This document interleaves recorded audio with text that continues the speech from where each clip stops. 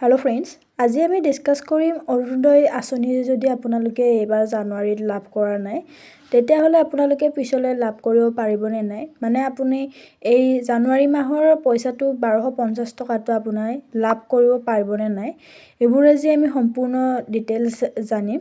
আৰু যদি ভিডিঅ'টো ভাল লাগে লাইক কৰিব, কমেণ্ট কৰিব আৰু ছাবস্ক্ৰাইব কৰিবলৈ নাপাহৰিব। হিমন্ত বিশ্ব শৰ্মা ছাৰে কৈছিলে যে এইবাৰ 4 মাহৰ একেলগে দিম বুলি। 4 মাহত কোৱাৰ লগে লগে এইবাৰ এইটো আহে যে জানুৱাৰী মাহত আপোনালোকে পাবনে নাই। নিশ্চয় আপোনালোকে পাব, কাৰণ জানুৱাৰী, ফেব্ৰুৱাৰী, মাৰ্চ, এপ্ৰিল এই 4 মাহৰ পইচা একেলগে আপোনালোকক দিম বুলি কোৱা হৈছে বেংক যোগে।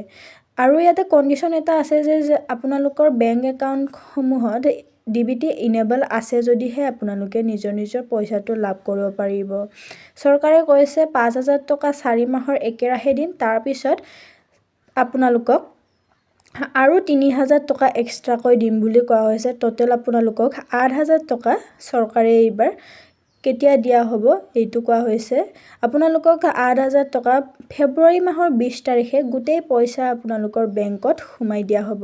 সেইকাৰণে আপোনালোকক কোৱা হৈছে যে আপোনালোকৰ বেংকত যদি কিবা প্ৰব্লেম হৈছে, এই মাহত সোমোৱা নাই কাৰণে যদি আপোনালোকৰ বেংকৰ KYC আপডেট কৰাব লাগে, এইবোৰ আপোনালোকে কৰাই ল'ব। আৰু মষ্ট ইম্পৰ্টেণ্ট, আপোনালোকৰ বেংকত DBT ইনেবল থাকিব লাগিব, তেতিয়াহে আপোনাৰ পইচাটো আপুনি লাভ কৰিব পাৰিব। কাৰণ DBT যোগেহে এই পইচাটো ট্ৰান্সফাৰ কৰা হয়। সেইকাৰণে আপোনালোকে ভালকৈ চেক কৰিব, অথবা যদি আপোনালোকে চেক কৰিব নাজানে তেতিয়াহ'লে বেংকত যাই আপোনালোকে চেক কৰিব পাৰিব। বেংকত গ'লে আপোনালোকক DBT ইনেবল কৰি দিব। এই DBT ইনেবল থাকিলেহে আপোনালোকে নিজৰ টকাসমূহ লাভ কৰিবলৈ পাৰিব।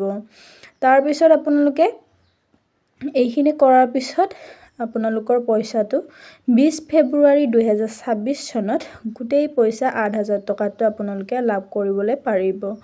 আৰু যদি কিবা ইনফৰমেশ্যন আহে অৰুণোদয়ৰ বিষয়ে তেতিয়াহ'লে মই আপোনালোকক জনাবলৈ চেষ্টা কৰিম। আজিলৈ এইখিনি আছিলে, ধন্যবাদ জনাইছোঁ।